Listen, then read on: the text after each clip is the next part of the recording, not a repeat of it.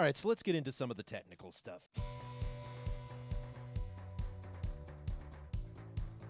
So I'm not as good as Justin Stark, who can just roll out there and, be the best player on the field every day.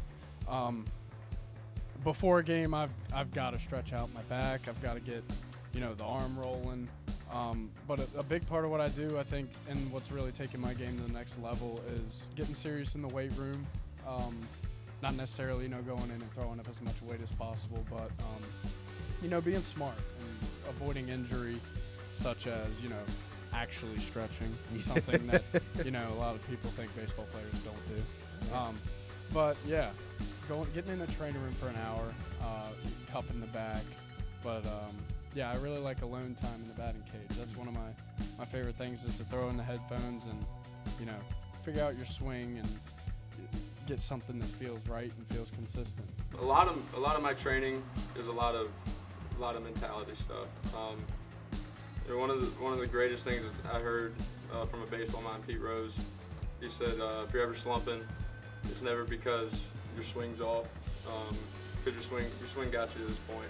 So it's usually something that you're thinking or something with timing. And I think the best thing that I can do is visualize what I'm trying to do. Even when I'm just hitting off the tee, taking BP, it's like, okay, where am I trying to hit this baseball?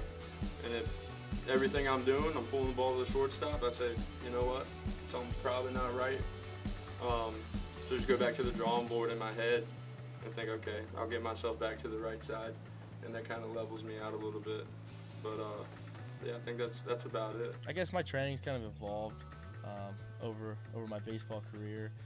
In high school, I never had a strength coach or a personal trainer or anything like that. I was kind of, everything I did was on my own. So, in high school, I think I learned a lot of valuable lessons about, isolation, working by yourself.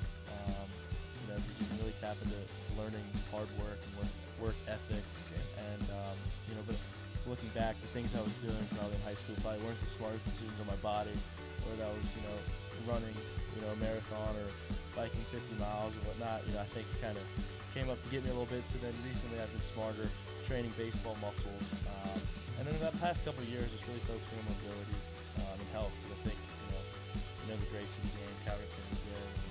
You're not valuable if you're not on the field. So just understanding your body, and now it's just trying to base off longevity and doing a lot of rehab, PT, just smart stuff. So when I'm ready for game time, everything's primed and ready to go. I'm a big believer that you got to train harder than like the game.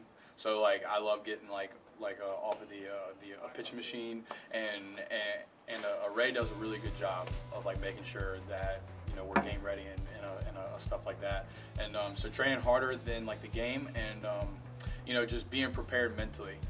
That kind of goes unsaid about, you can go in the weight room and you can get stronger and stuff like that, and you can come out here and hit 100 baseballs. But if you don't train the mental side of it, it's very, very hard to have a consistent success. So making sure that I'm mentally there in training too, putting yourself in game-like situations, so when the game time does come, it's almost like second nature. Obviously it's not that easy, but that's what, the goal is. I mean, I kind of do, I guess, what everyone else does. Really, Coach Crosby has us doing a bunch of new stuff with water bags and all that, which is really cool to get into this year. I've done it before, but not as intensely and as in-depth as we had. But in the weight room, just try and move everything fast, move everything heavy, go a little crazy in there sometimes. But it's fun.